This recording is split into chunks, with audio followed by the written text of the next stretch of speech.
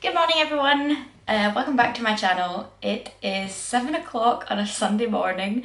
I just woke up and I thought, do you know what? I want to make bagels. So I've never made bagels before. I'm going to give it a go.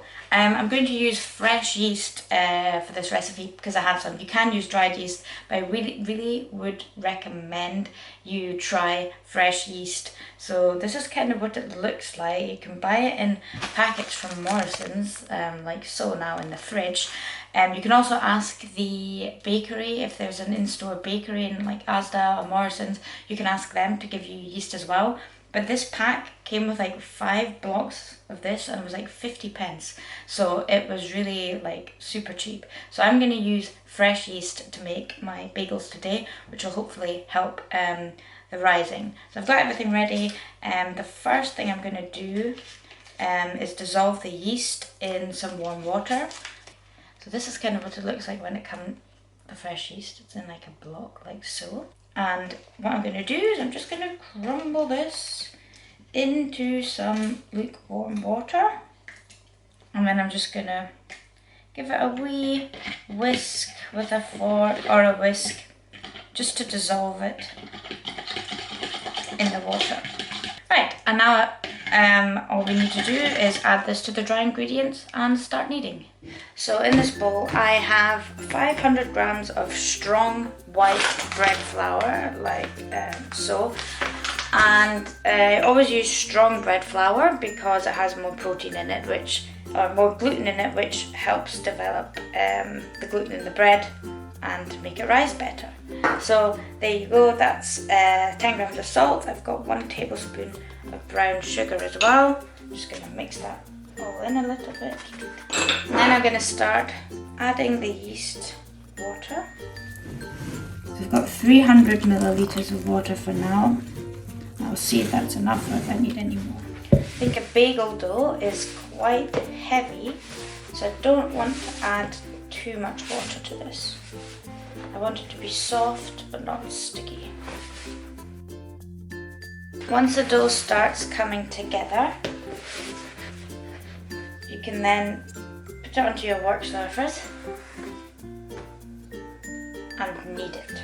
So, kneading is a real skill, and I think everyone kind of just does their own thing, but this is the way that I knead bread dough.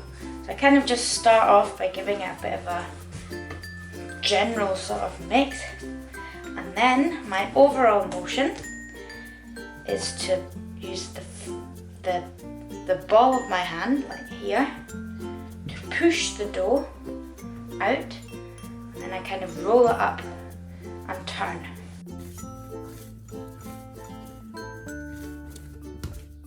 So this is my technique. Roll a couple times, pulling back the dough with my fingertips, and turn. I'm pushing it out with the ball of my hand and pulling it back with my fingertips, bringing it back, and then I turn it, and then I do that all again.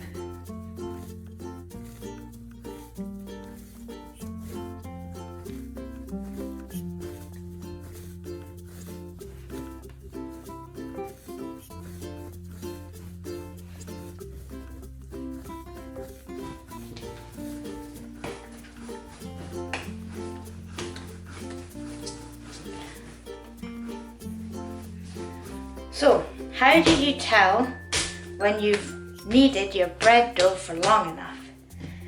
Now, one thing is you'll see that it gets smoother over time.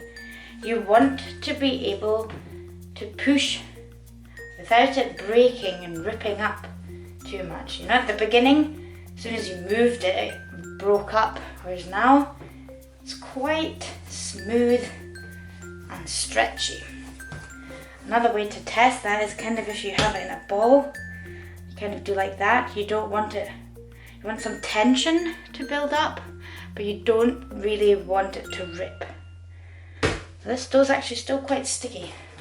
That's another thing that can kind of indicate whether it's ready or not. If it's still quite sticky, you might need to knead it a little bit longer. But actually sticky dough is actually good because you do want that element of hydration in it, i.e. water, in your dough, because the more water in it, the better the dough. And finally, what I always tell people to do is do the window pane test. The window pane test, you take a piece of dough, boop, and then what you want to do, you want to be able to stretch that out very, very thinly. And the idea is that you can get it so thin that you can see, without it ripping, and you can see the light shining through if you hold it up against the window. So I don't know how well this comes out on camera. Probably not well at all because there's not too much backlight. But yeah, this is what you want. It's super thin. It's not okay. Now I'm ripping up at the top. Super thin, and you can see through it. You can see the strands of the gluten that have developed in the dough. Right, you really can't see it on camera at all, but if you try it yourself, you will see what I mean. Right, next we'll get our bowl back. No need to wash it. Then just get a little bit of olive oil in your bowl.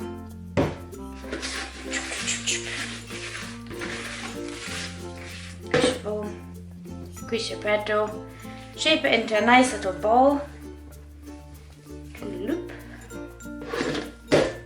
chuck it in the bowl, give it a wee spin in the oil so it doesn't dry out, and then we'll just cover this with some cling film and leave it to prove. Okay, so our bowl is ready to prove. Now probably it'll take about 1 or 2 hours for the thing to double in size. But I have a neat little trick for you for proving bread dough. So as you might know if you've watched Bake Off, they have a proving drawer. And the reason they have a proving drawer is because in that proving drawer it's about 30 centimetres, 30 degrees Celsius, so a lot warmer than room temperature, which is like 21 degrees. In normal places in Aberdeen, probably about 15 degrees, depending on the time of year. So yeah, that can really slow down the rise, which isn't necessarily a bad thing. Long rises are normally also good for developing flavour, and that's why I leave my sourdoughs to rise overnight. But when I just want a quicker sort of solution, I make my own sort of proving drawer situation at home. So what I do is I have this contraption set up in the oven. So the oven's off. I only have the middle grid or the middle rack on in the oven, and then I put my dough, cover it up and put that in on the top rack, and then underneath I put a smaller bowl and I fill that with boiling water, and then I close the oven door. And the boiling water will just mean that the oven will heat up. There'll be some steam generated as well, and then the steam sort of will warm up and create this lovely, humid, warm environment for the bread dough to rise. So that is my pro tip. If you live in a place where there's a cold kitchen, or you want to maybe speed up the proving process, do this. It really works a treat. Right, okay, I will see you in 2 hours or 1.5 hours or whatever, however long it takes for my bread dough to double in size. I told you this worked a trick. It has only been an hour. Okay, I did also use a lot of yeast, and the fresh yeast also is so much better than dried yeast. But look at the dough after only 1 hour of proving. So we are ready to shape and boil these bad boys. Yay! So the first thing you want to do is transfer the dough onto a clean work surface and knock it back. Now, knocking back in bread making refers to knocking out some of the air from the bread dough after it's proved, and you just do that by punching the dough either with your fingertips or just using the knuckles of your hand. Next, you'll want to divide the dough into 8 equal or roughly equal pieces. You can of course use scales and do it very accurately, but I've kind of eyeballed it here, and I basically half the dough to make 2 pieces, half the halves to make 4, and then half it again to make 8. And then once you've got 8 pieces, you can move on to shaping the bagels. So the best way to start is to first shape each of the pieces of dough into a ball, and I kind of do that by pulling the sides of the dough and tucking them into the middle and then turning it over and rolling it in the cup of my hand on the work surface to create a nice smooth ball. So once you've got your 8 balls, get either a spatula or a wooden spoon or something, flour the end of that, and then use that to push a hole into each one of your dough balls.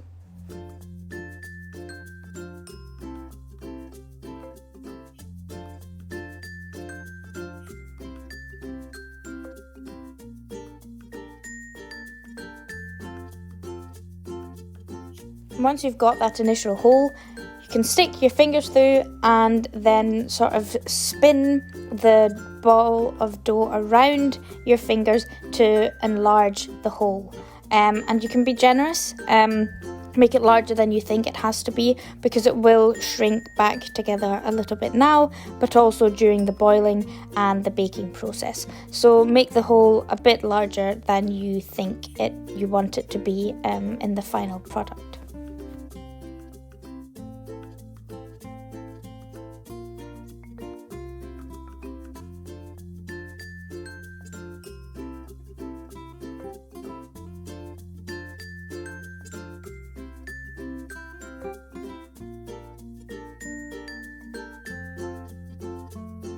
Before the bagels are baked in the oven, they are actually boiled.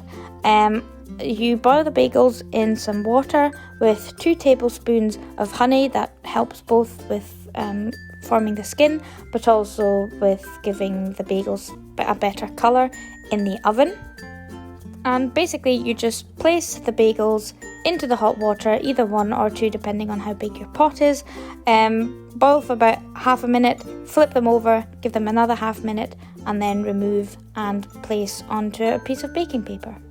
Now, before you bake your bagels, you may want to add some seeds on top. So to help them stick, I would recommend brushing your bagels with a bit of egg white or water and then sprinkling over the seeds. Poppy seeds are fine like so, but if you're using sunflower seeds or sesame seeds or pumpkin seeds, I would recommend soaking them in water first. But to find out more about how to do that, just check out the recipe on my blog. And then the last step is just to bake your bagels for 20 to 25 minutes in a hot oven at 220 degrees Celsius.